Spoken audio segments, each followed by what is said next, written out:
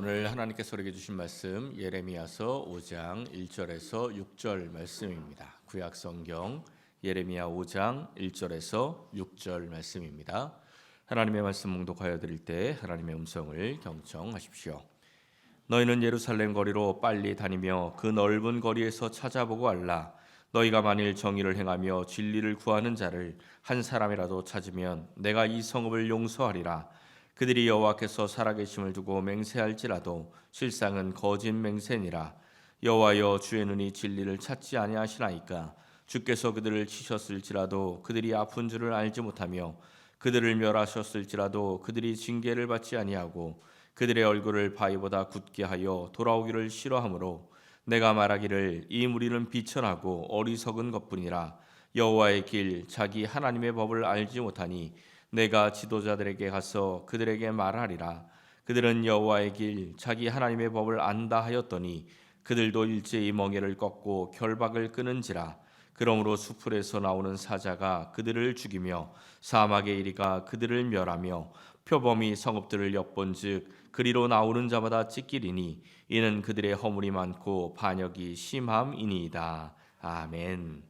제가 아는 외국인 친구가 한 분 있습니다. 근데 다행히 그분은 한국말을 잘합니다. 소통이 잘 되는데요. 어느 날 제 손을 보더니 너 결혼했는데 왜 결혼 반지가 없냐. 그래서 굉장히 그걸 심각하게 얘기하는 거예요. 결혼했으면 반지를 껴야 되는데 반지를 안 끼는 건 잘못된 거다.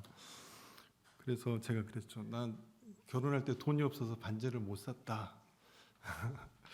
그리고 나중에 아버님 반지를 좀 끼었는데 어느 날 보니까 아내가 그걸 녹여서 목걸이로 만들어 버렸다. 사람은 다 사연이 있는 거다. 네. 모든 사람은 다 사연이 있습니다. 함부로 무언가를 일부분을 보고 또 이런 거 아니야? 이렇게 말하는 거 굉장히 위험합니다.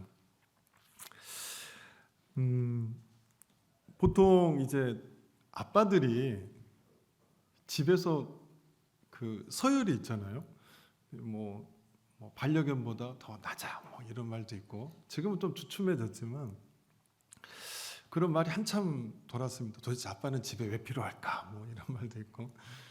근데 저는 그렇게까지 그런 것 같지는 않아요. 나름대로 집에서 가장 대우도 받고, 저희 집에도 그 반려견이 있지만 반려견보다 제가 더 대우를 받는 것 같아요. 근데 어느 날 이제 이 반려견이 노견이어서 고혈압 약도 먹고 고지혈증 약도 매일 먹습니다. 근데 저에게 그 수화를 가르쳤던 선생님이 이제 저한테 그 독이 찻잔을 선물했는데, 참 제가 이건 귀한 거야 식구들한테 말하진 않았는데 소중하게 생각하는 건데, 오늘 그 바닥에 있더라고요. 이게 왜 바닥에 떨어져 있지? 그래서 보니까 거기다 약을 주는 거예요. 강아지 약 그릇으로. 이거 나 중요하게 생각하는 건데. 그리고 또 어느 날 보니까 진짜 소중하게 생각한 다른 또 찻잔을 또 밑에 놔뒀더라고요. 그래, 우리 강아지 약 그릇으로 쓰는구나. 그래, 나도 별 수 없구나. 그런 생각을 했습니다. 참 작은 동물인데 얼마나 사랑스러운지 몰라요. 유일하게 제가 퇴근하고 오면 배를 뒤집고 막 환영을 해줍니다. 저는 그 강아지를 보면서 사람을 만나서 인사할 땐 이렇게 해야 되겠다. 내가 꼬리는 없지만 진짜 막 신나게 막 이러면 얼마나 좋을까, 이런 생각을 항상 했었습니다. 우리 한번 그렇게 인사해 볼까요? 여러분, 강아지가 여러분을 맞이하듯이 옆에 분과 반갑습니다. 우리는 주님 안의 한 가족입니다. 한번 인사하겠습니다. 안녕하십니까? 반갑습니다. 네. 옛날에는 이제 그 서양 사람들의 인사가 악수예요. 내가 지금 내 손에 총을 들지 않았다, 이렇게 악수인데 지금은 이렇게 해야 됩니다. 안녕하세요. 내 손엔 수류탄도 없고 총도 없어요. 이 전쟁 시대라 이제는 인사를 이렇게 해야 될 것 같아요.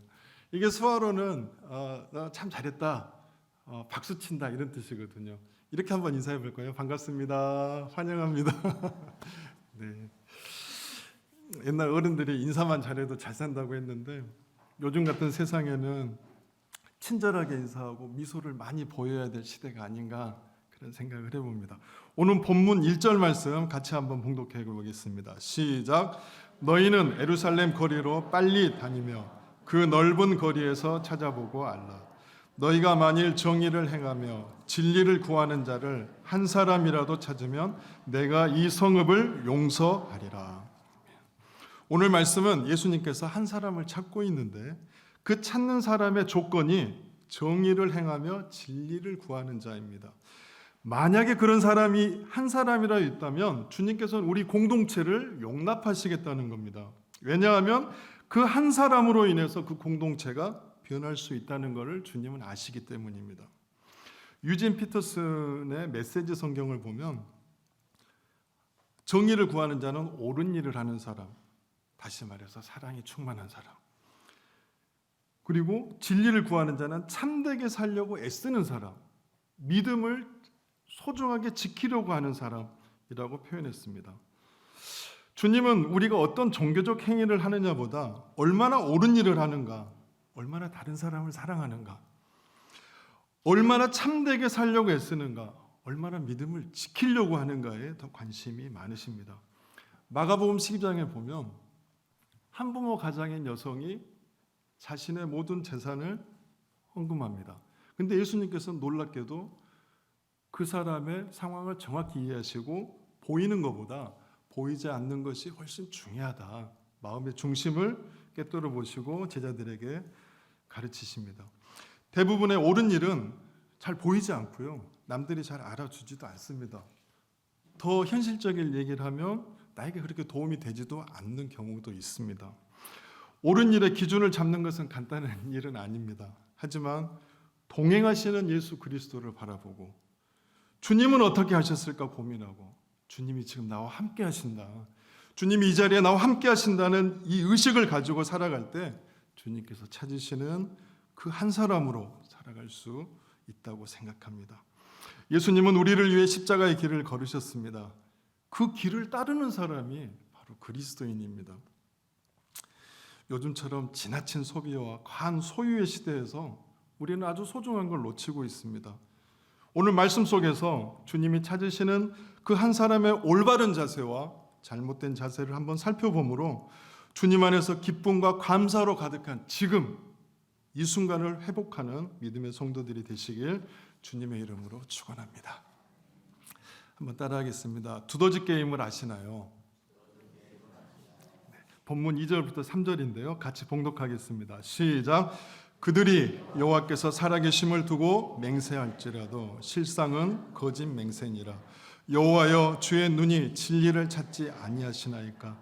주께서 그들을 치셨을지라도 그들이 아픈 줄을 알지 못하며 그들이 멸하였을지라도 그들이 징계를 받지 아니하고 그들의 얼굴을 바위보다 굳게 하여 돌아오기를 싫어하므로.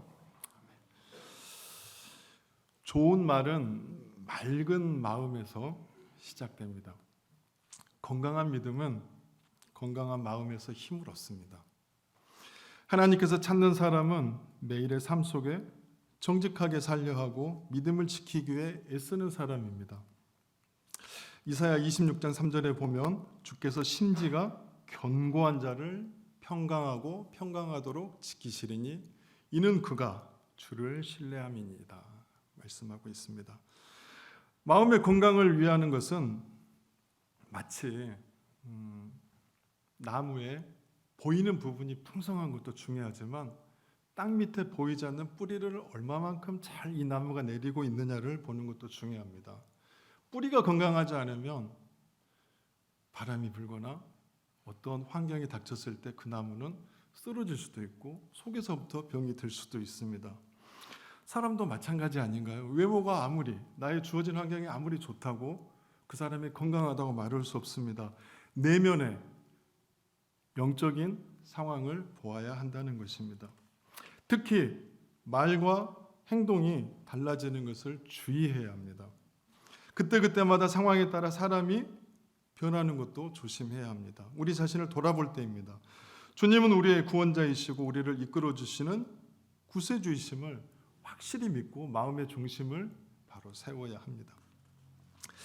신앙의 원리를 이해하고 나 이렇게 살아야 되겠다 한 번의 결심으로 그렇게 바뀌진 않습니다.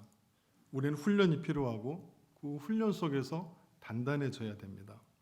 그런 의미에서 한 가지 이 두더지 게임을 소개하고 싶습니다. 여러분 두더지 게임이 뭔지 혹시 아세요? 네. 옛날에 많이 놀아보셨던 분들은 교회 안 가고 네, 유원지 같은 데 많이 있고 오락실 가면 있죠. 두더지 같은 게 구멍에서 갑자기 확 나오면 망치로 그를 탁 때려서 집어넣으면 돼요. 1단계는 엄청 쉬워요. 천천히 나오니까. 2단계는 조금 어렵습니다. 속도가 여기서 나오기도 하고 갑자기 여기서 나오기도 하고. 3단계는 더 어려워요. 나왔다가 쏙 들어가 버려요. 얼른 때려야 돼요. 근데 마음의 이 상태를 관리하는 것도 비슷한 원리입니다. 두더지가 갑자기 올라와서 마음속에 있는 상처받았던 기억을 탁 던집니다. 야, 나는 실패한 인생이야. 갑자기 그런 생각이 확 들고 사라져요. 그러면 이제 주체를 못 하겠어요. 아, 맞아. 거기에 이제 함몰이 돼서 그럴 때 예수 그리스도의 십자가의 은혜의 망치를 들고 아니야, 주님은 나를 사랑하셔. 나사렛 예수 그리스도의 이름으로 명하노니 나쁜 생각 물러가라 하고 망치로 탁 때리는 거죠. 그러면 또 두더지가 가만히 있나요? 또 나오겠죠. 야, 너는 능력도 부족하고 돈도 없고 어떻게 세상 살 거야? 뭐 이런 마음이 또 확 올라오면 어떻게 해야 되죠?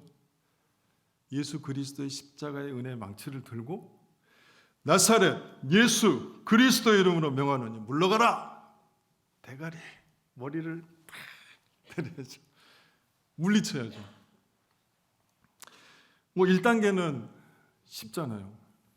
물론 여기서 힘들 수도 있지만 1단계는 쉬울 수 있어요. 2단계는 어쩌면 더 편해지는 게 아니라 더 힘들어집니다.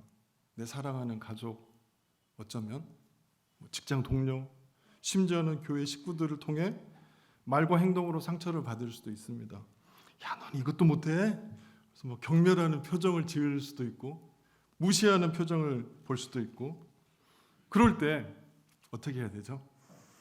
내가 오늘 다 뒤집어 버릴 거야. 예수 그리스도의 십자가의 은혜의 망치를 들고 주님께서 나를 이 세상에 보내신 것은 다 뜻이 있다. 나는 소중한 사람이야. 나사렛 예수 그리스도의 이름으로 명하노니 나쁜 생각 떠나라 하고 두더지를 때려잡아야죠. 주님 힘과 용기를 부어주세요. 3단계는 어쩌면 갈수록 어려워지겠죠. 몇 단계까지 있는지 모르겠어요. 우리 어르신들 지금도 두더지 게임 하고 계시지 않나요? 도대체 몇 단계까지 있을까요? 80단계, 90단계. 어쩌면 우리가 세상을 떠날 때까지 계속 있겠죠. 3단계는 더 까다롭고 현실적일 수 있습니다. 내 삶을 무너지게 하는 현실적인 상황에 직면할 수 있어요. 경제적인 위기나 어쩌면 질병이나 건강의 문제가 찾아올 수도 있습니다. 인간의 관계의 어려움으로 무너질 수도 있습니다. 그럴 때 어떻게 해야 됩니까? 여러분 손에 예수 그리스도의 은혜의 망치가 있잖아요. 예수님께서는 우리 모두를 위해서 십자가에 달려 돌아가시면서 우리에게 그 망치를 주셨잖아요. 예수 그리스도의 십자가의 은혜. 그 망치를 들고 그래, 주님은 우리를 위해 십자가에 달려 돌아가셨어. 나를 위해 찢기셨고 맞으셨고 심지어 목숨을 내놓으셨는데 내가 뭘 못 이기겠어 하면서 올라온 두더지를 때려야죠. 나사렛 예수 그리스도의 이름으로 들어가라 하는 거죠. 어차피 우리의 인생에서는 피할 수 없습니다. 이유는 알 수 없지만 계속 밀려오는 파도처럼 당장 나가서 주차장에서도 장로님하고 집사님하고 싸울 수도 있고 창문만 안 내리면 모르잖아요. 그런 일이 생길 수도 있는 거예요. 지나가다가도 생길 수도 있는 거고 물이 튈 수도 아무도 설명할 수 없지만 계속 두더지는 올라옵니다. 그때 우리 은혜의 망치를 기억하는 거죠. 지혜로운 성도는 한 번 승리했다고 마음을 풀어서는 안 되는 겁니다. 1단계가 끝나면 분명히 더 강력한 2단계가 올 거야. 그래 나도 더 깊이 예수 그리스도의 십자가의 은혜 속으로 들어가야지. 더 깊이 예수 그리스도의 십자가의 은혜 속으로 들어가야 돼. 이 마음의 각오를 하고 더 깊이 들어가야죠. 여러분,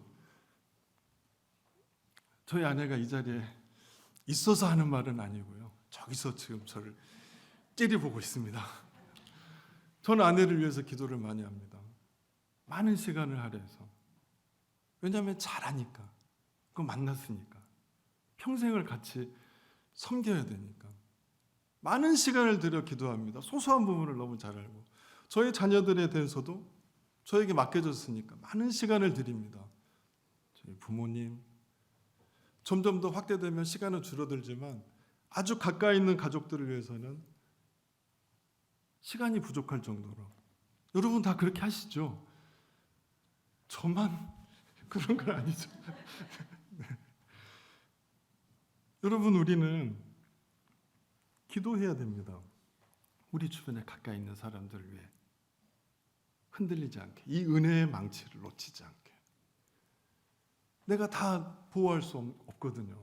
내가 다 도와줄 수 없잖아요. 우리에게 주어진 그 은혜가 우리에겐 강력한 무기예요.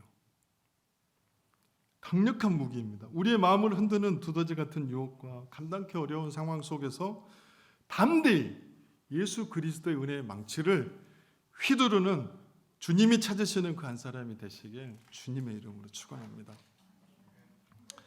한번 따라하겠습니다. 분노는 영적 배설입니다.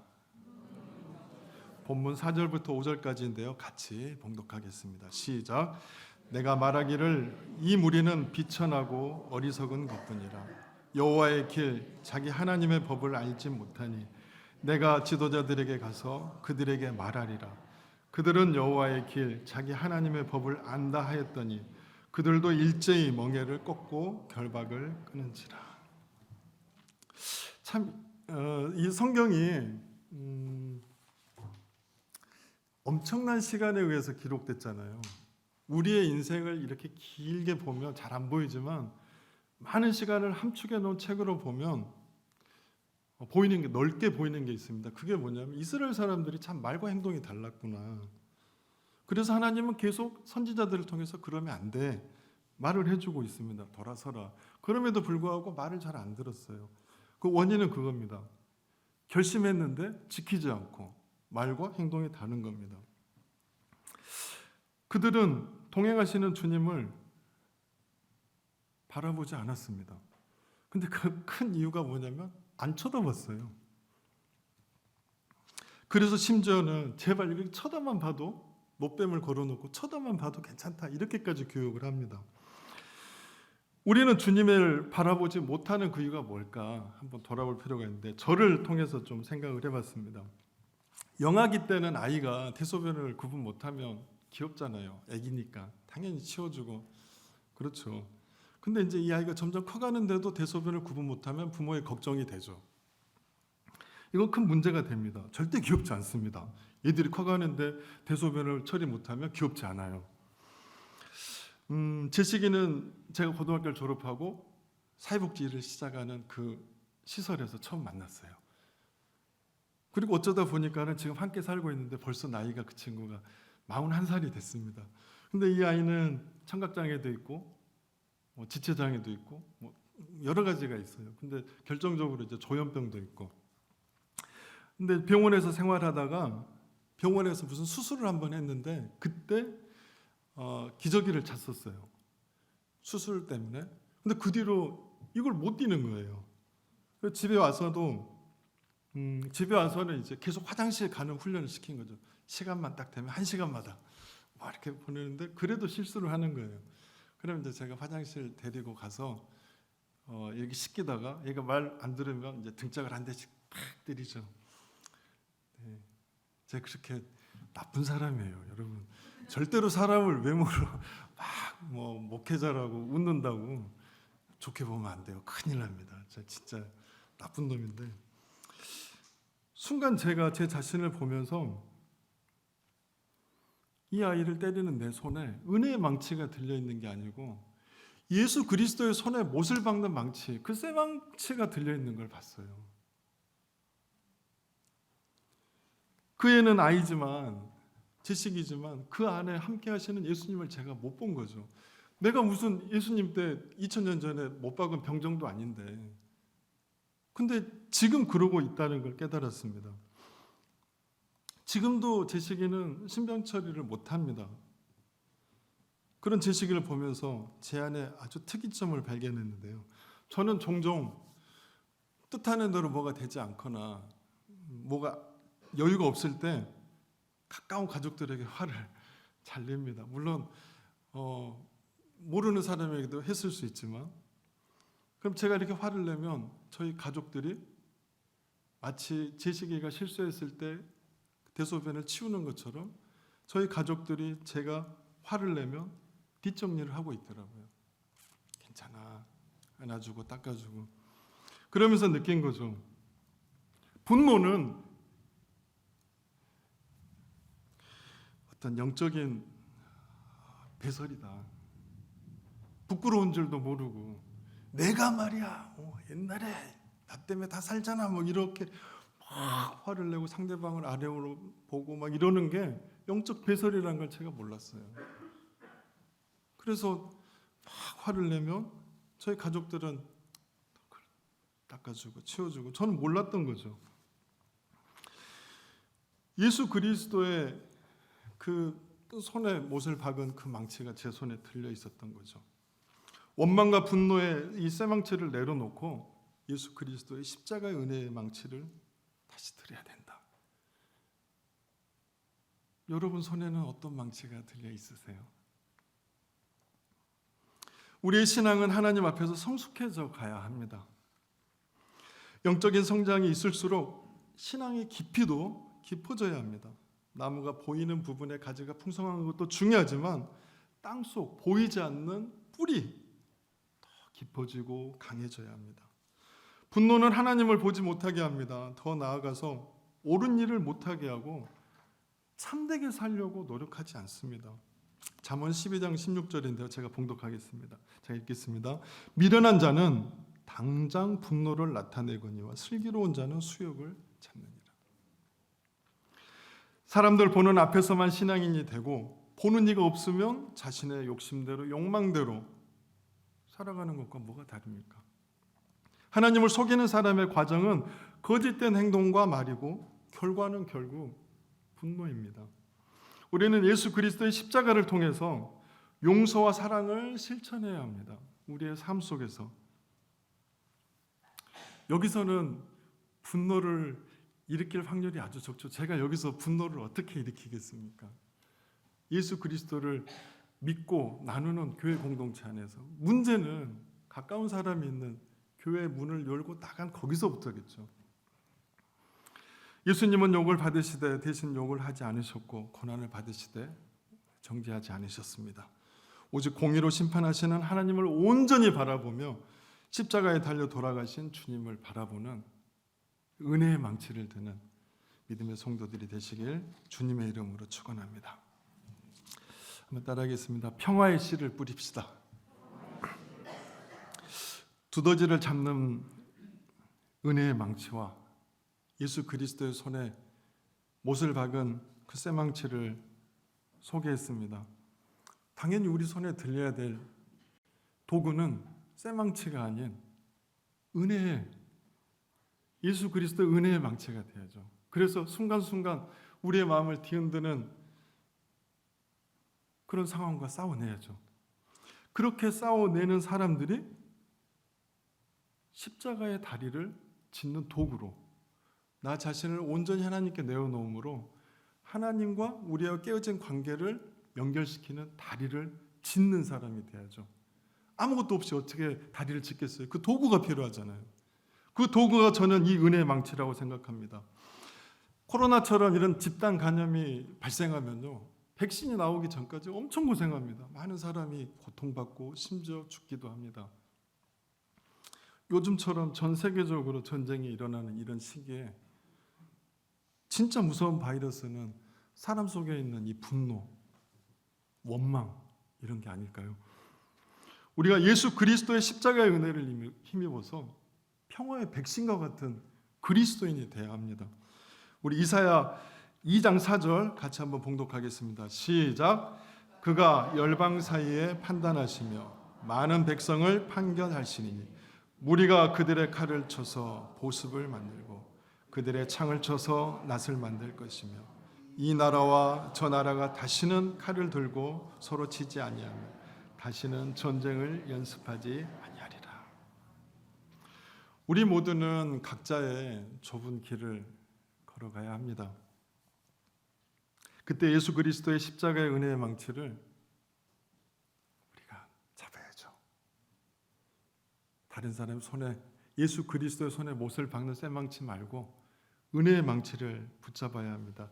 이 은혜의 망치를 붙잡고 하나님과 우리의 깨어진 이 관계에 다리를 지어야죠. 열심히 다리를 만드는 거죠. 내가 낮아짐으로. 주님, 갑자기 불쑥이 마음이 나왔는데 주님, 이거 안 됩니다. 안 됩니다. 그러다 보면 계속 짓다 보면 다리가 완성이 되는 거죠. 나는 낮아지고 주님은 높아지고, 그러면 어느 순간 우리의 자녀들이 우리가 만들어 놓은 그 다리를 통해 예수님을 만나고, 예수님께서도 감사하게 우리가 만들어 놓은 그 은혜의 다리를 통해 우리 자녀들을 만나 주시겠죠. 우리 이웃들을 만나 주실 거고, 통로가 돼야죠. 믿음의 통로가 돼야 됩니다. 그러기 위해서 우리는 우리의 손에, 주님의 손에 못을 박는 그 쇠망치가 아닌 예수 그리스도의 십자가의 은혜의 망치를 들고 일어서야 합니다. 그림으로 보자면 마치 이런 게 될 것 같아요. 한번 보여주시겠어요? 네, 다리인 거죠. 예수님의 십자가는 세워져 있지만 사실은 끊어진 관계를 다리처럼 연결한 것입니다. 이렇게 살려고 노력할 때 성령님은 우리를 어떻게 도우시냐? 도대체 성령님은 이렇게 우리가 애쓰면서 하루하루 믿음으로 이겨내려고 할 때 성령님은 우리를 어떻게 도우실까? 다음 사진을 보여주십시오. 어린아이가 수영을 배울 때 수영 강사 선생님, 노련한 선생님은 아이의 등 밑에 손을 딱 넣고요, 절대 아이를 잡아주지 않아요. 잡아주면 못 배웁니다. 툭툭 쳐줍니다. 깔아앉으면 툭 쳐주고, 그러면서 어떻게 하냐면 아이의 귀에 대고 넌 할 수 있어. 빠져 죽지 않아. 괜찮아. 두려워하지 마. 발 굴려. 내가 너와 함께한다. 강사는 큰 소리로 계속 외쳐줍니다. 할 수 있다. 괜찮아. 그리고 쫑가라니 툭툭 쳐줍니다. 성령님도 인생이라는 바다를 살아가는 우리에게 괜찮아. 할 수 있다. 절대 빠지지 않아. 무서워하지 마. 내가 너와 함께할게. 포기하지 마. 두려워하지 마. 내가 끝까지 너와 함께할게. 계속 말씀해 주세요. 이 말씀을 우리가 드려야죠. 이 말씀을 드려야죠. 아니야, 복권 빨리 가서 사. 저 복권이 나쁘다는 거 아니에요. 사회복지사인데 복권도 필요합니다. 좋은 일에 많이 쓰거든요. 야, 누구한테 가서 해봐. 자꾸 이런데 마음이 쏠리니까 성령님께서 우리에 대고 그렇게 큰 소리로 외치는 할 수 있다. 내가 너와 함께할게. 이 말이 잘 안 들리는 거예요. 같이 한번 자기 이름을 넣어서 한번 자기 이름은 누구야? 한번 해보겠습니다. 시작. 시몬아, 내 눈을 봐. 내가 너와 함께하고 있잖아. 두려워하지 마. 포기하지 마. 내가 끝까지 너와 함께할게. 성령님의 이 음성이 우리의 굳어버린 마음을 깨버리고 우리의 마음 깊은 곳까지 들어올 수 있게, 그리고 늘 우리 등 밑에 손을 얹어주시고 우리를 받쳐주고 계신 그 성령님을 우리가 보아야 합니다. 다니엘이란 사람은 사자굴에 안 들어가도 안 들어갈 수 있는 사람이에요. 능력이 있는 사람입니다. 지혜가 있고 말 한마디만 하면 피할 수 있었어요. 근데 다니엘은 사자굴을 피하지 않았습니다. 정직하게 행하고 진리를 따르는 그 삶을 포기할 수 없었기 때문에. 근데 여러분 참 신기한 거는 우리는 사자굴에 들어가기 전까지 나타난 것이 기적이라고 생각합니다. 하나님 이렇게 해서 안 아프게 해주시고 이렇게 해서 이런 것도 피하게 해주시고 이렇게 하는 것이 기적이라고 생각하지만 진짜 기적은 사자굴에서 시작되는 거예요. 진짜 기적의 현장은 다니엘을 통해 볼 수 있잖아요. 사자굴에서 시작되는 거예요. 풀무불 현장에서 기적이 시작되는 거지 그 앞까지 안 가는 것이 기적이 아닙니다. 어쩌면 그 앞까지 안 가려고 하는 건 인간의 요행인 거예요. 어느 누구도 피할 수 없습니다. 그 현장의 자리에서 거기서 그리스도인으로 살아가는 거죠. 그곳에서 정의를 행하고 그곳에서 진리를 추구하는 삶을 살아내야죠. 거기서 기적이 일어나는 것입니다. 외롭고 아무도 알아주지 않고 그럼 내 인생에 뭐가 있어? 마치 깊은 사자굴 같은 삶일지라도 기적은 바로 거기서 시작됩니다. 주님께서 보고 계시니까. 내가 지금 마치 사자굴처럼 어떤 상황에 직면했다면 감사하십시오. 기적은 거기서부터 시작되는 거예요. 이제 그 기적의 문을 여신 겁니다. 거기서부터 주님께서 우리가 은혜의 망치를 들고 한 걸음 한 걸음 나아갈 때 기적을 베풀어 주신다고 믿습니다. 골고다 언덕에서 우리를 주님은 기다리고 계십니다. 주님께서 찾으시는 그 한 사람이 바로 여러분이 되시길 주님의 이름으로 축원합니다.